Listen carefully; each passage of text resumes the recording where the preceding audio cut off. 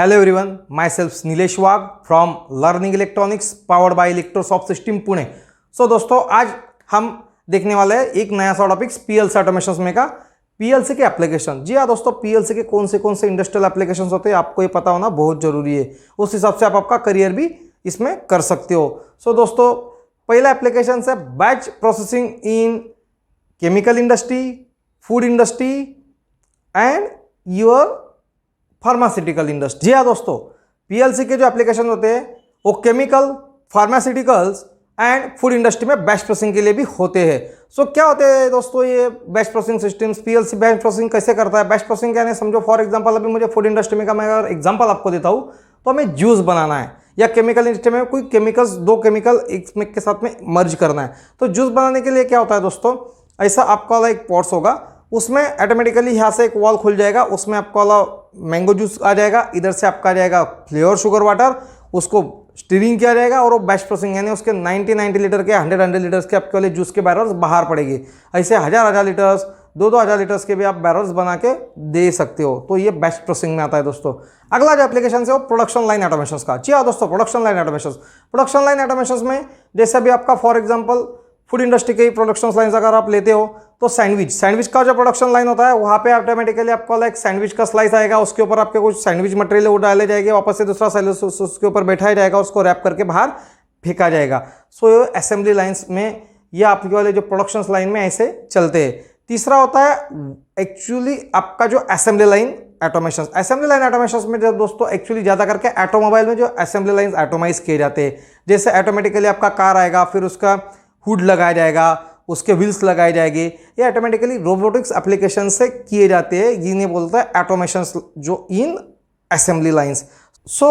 Assembly line automation में आपके ज़्यादा करके ये जो सारे कार बनाने वाली इंडस्ट्री है, ऑटोमोबाइल इंडस्ट्री है, टू व्हीलर्स बनाने वाली इंडस्ट्री है, तो ये असेंबली लाइन्स, इंजन बनाने वाली इंडस्ट्री जैसे किर्लोस्कर इंजन लिमिटेड है, तो इसमें असेंबली लाइन ऑटोमेशन किए जाते हैं पीएलसी के माध्यम से।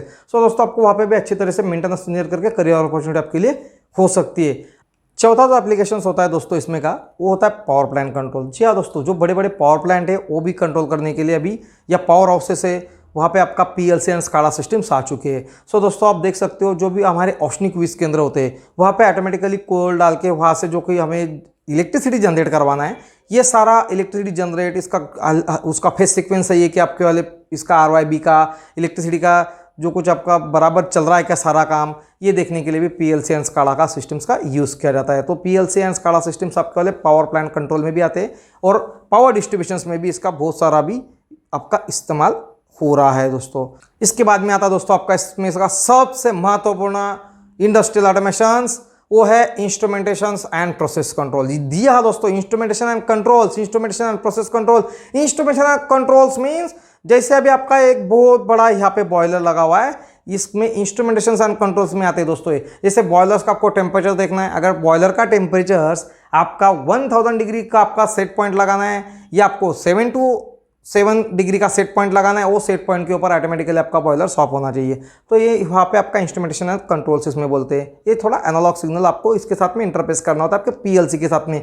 इसमें एनालॉग सिग्नल इंटरफेस करना है, आपका एक टेम्परेचर सेंसर्स रहेगा, वो फर्नेस का आपका हीटिंग एलिमेंट का टेम्परेचर देखेगा, उस हिसाब से बॉयलर्स कितना आपको कंट्रोल करवाना है, क्या करवाना है आपको, 7 to 7 डिग्री के ऊपर आपको बॉयलर कंट्रोल करवाना है तो आप ऑटोमेटिकली कर सकते हो। वैसे ही एयर रिसीवर्स का भी हो सकता है दोस्तों, यानी यूटिलिटी में के जो होते हैं दोस्तों, यूटिलिटी कंट्रोल करने के लिए, बहुत सारे सिविल एप्लीकेशंस कंट्रोल करने के लिए भी आपके वाले पीएलसी का यूज होता है। अभी यूटिलिटी में आपको एयर रिसीवर्स का, अगर एयर रिसीवर्स में कितना एयर भरा हुआ है, एयर ऑटोमेटिकली आपको समझो 5 बार को उसको कंट्रोल करना है, 5 बार एयर्स हो जाने के बाद में आपको ऑटोमेटिकली आपका कंप्रेसर ऑफ करवाना है। आप pressure sensors instrumentation process controls में आते हैं, वो प्रेशर सेंसर्स वहाँ का बराबर कितना प्रेशर है वो मेजर्स करके आपके पीएलसी को एनालॉग सिग्नल देगा और पीएलसी उसको ऑटोमाइज कर देगा, यानी ऑटो ऑफ कर देगा। दोस्तों इस तरीके से मैंने आपको ये सारे पीएलसी के एप्लीकेशंस बता दिए, और ये पीएलसी के एप्लीकेशंस आपको ध्यान में रखते हुए इसके साथ में के करियर अपॉर्चुनिटी भी मैं आपको आगे बताने वाला हूँ। तो दोस्तों बने रहे मेरे साथ में, मेरे इस लर्निंग इलेक्ट्रॉनिक्स यूट्यूब चैनल को लाइक करते रहे, शेयर करते रहे, सब्सक्राइब करते रहे और नोटिफिकेशंस के लिए घंटी का बटन जरूर दबाना। बाय दोस्तों।